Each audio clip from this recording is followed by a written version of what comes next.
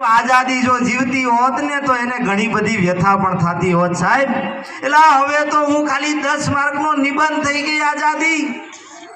વિદ્યાર્થીઓના પ્રશ્ન તરીકે પૂછાતી હું છું આઝાદી, સુરક્ષા કર્મી માટે ખાલી ફરજ છું આઝાદી, અને સરકારી કર્મચારી માટે તો એક હું રજા છું, જાહેર રજા, ઈ છે આઝાદી સાહેબ।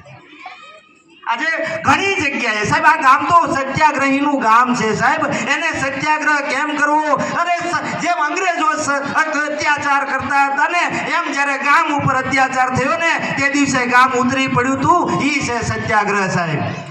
આ સત્યાગ્રહીનું ગ્રામ છે, આ ક્રાંતિકારીની પ્રજા છે, એને શીખવાડવું ન પડે કે ગુલામીમાં લોકો કેમ જીવતા હતા, ઘણી બધી વ્યથાઓ વેઠી હતી, જેલવાસ ભોગવ્યો તો ઈ આ પ્રજા છે સાહેબ। આ કોઈ નાની સૂની પ્રજા નથી। અને જે દિવસો કાઢ્યા ને ઈ જ દિવસો અંગ્રેજોના વખતમાં આપણી તમામ પેઢીઓએ કાઢ્યા હતા સાહેબ, ઈ હતી ગુલામી।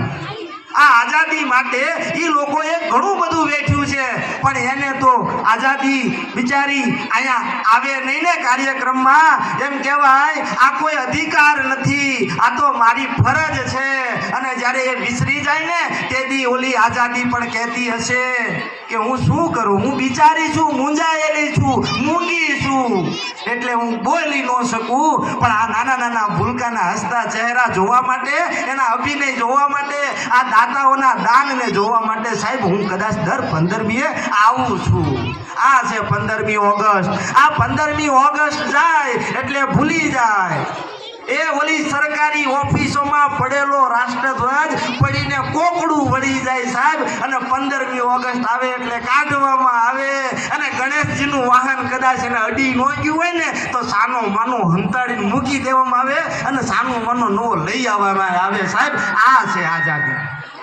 આ આઝાદીની વ્યથા છે। કદાચ આઝાદી જોતી હશે ને તો એને બહુ દુઃખ લાગતું હશે, કોઈ જ્ઞાતિ વિરુદ્ધ, અરે કોઈ સમાજ વિરુદ્ધ, કાં કોઈ મોટા ફંક્શનમાં એક મેસેજ પડે ને SMS, સુપડા મોઢે માણસો એકઠા થઈ જાય તો આ કાર્યક્રમ માટે આઝાદી પણ મૂંઝાતી હશે।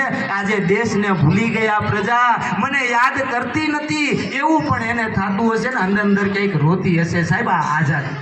અરે આ 15મી ઓગસ્ટ પૂરી થાય, મને 3 રંગનો રાષ્ટ્રધ્વજ ફરકાવે, સલામી આપે, અને 16મી ઓગસ્ટે કદાચ વહેલો જાગી જાવ હાલવા નીકળું ને સાહેબ તો રસ્તે રઝળતી જોવા મળે તમને આ આઝાદી। આ તિરંગા તમને જોવા મળશે સાહેબ, રસ્તે રઝળતા જોવા મળે। આ છે આઝાદી। ખરા અર્થમાં આઝાદીને આપણે સમજ્યા નથી, અને આપણી ફરજ માનીને સાહેબ આ કાર્યક્રમમાં હાજરી આપવી દરેક નાગરિકની ફરજ છે। ભારત દેશનો હું વાસી છું એટલા માટે મારી ફરજ છે। ગુલામી કેવી હતી ને સાહેબ એ આપણને અડધી રાતે મળી છે, એટલા માટે મને તો એમ લાગે હજી બધા ઊંઘે છે સાહેબ, એ અડધી રાતે મળીને એટલા માટે ઊંઘે છે। હવે આપણે કાર્યક્રમને આગળ વધારીએ, અને આ બહેનો ક્યારની અંદરથી તળવળાટ માંડે છે કે અમારે કંઈક રજૂ કરવું છે, રજૂ કરવા માટે બહેનો પધારો અને